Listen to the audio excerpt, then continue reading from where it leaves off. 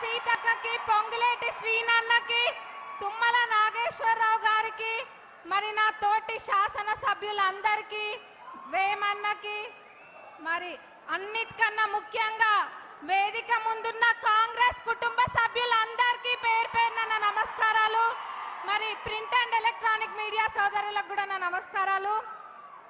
మొదట మనం బీజేపీకి ఎందుకు ఓటేయాలి, వాళ్ళు ఏం ఉద్ధరించిండ్రని ఓటేయాలి. 10 ఏళ్లల్లా బీఆర్ఎస్ వాళ్ళు ఎట్లయితే ఈ 10 ఏళ్ళు మనం బీల్చుకదిన్నారో బీజేపీ వాళ్ళు చేసింది కూడా అంతే, అంతకు మించి వాళ్ళు ఏం చేయలేదు.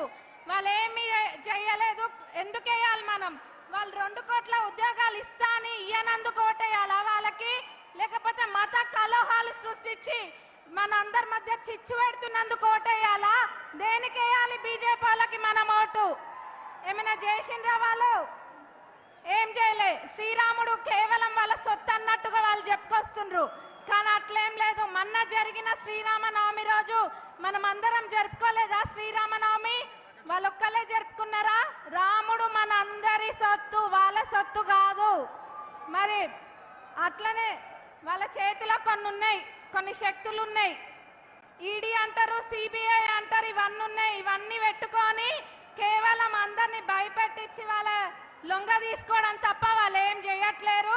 మీరు అందరు గమనియండి, బీఆర్ఎస్ వాళ్ళు ఎట్లయితే దొంగ కేసులు పెట్టి ఇబ్బందులు పెట్టి వాళ్ళ తరపున చేసుకోవాలని చూసిండ్రో, మరి అదే విధంగా వీళ్ళు కూడా చేస్తుండ్రు.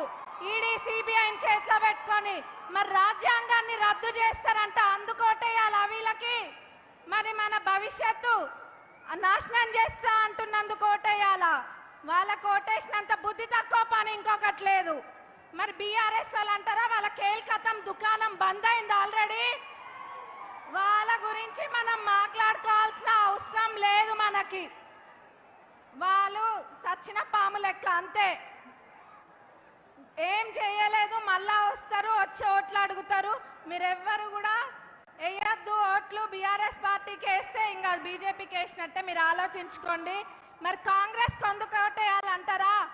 కాంగ్రెస్ ప్రభుత్వం ఏర్పడ్డప్పుడు 7 లక్షల కోట్ల అప్పు ఉంది రాష్ట్రం మీద. అయినా కానీ ఎక్కడ కూడా ఏవైతే గ్యారంటీలు ఉన్నాయో అవి ఏవి అమలు పరవడానికి వెనక్కి తగ్గకుండా కాంగ్రెస్ ప్రభుత్వం మాట ఇచ్చినామంటే మడమ తిప్పమన్న విధంగా ముందుకెళ్ళింది.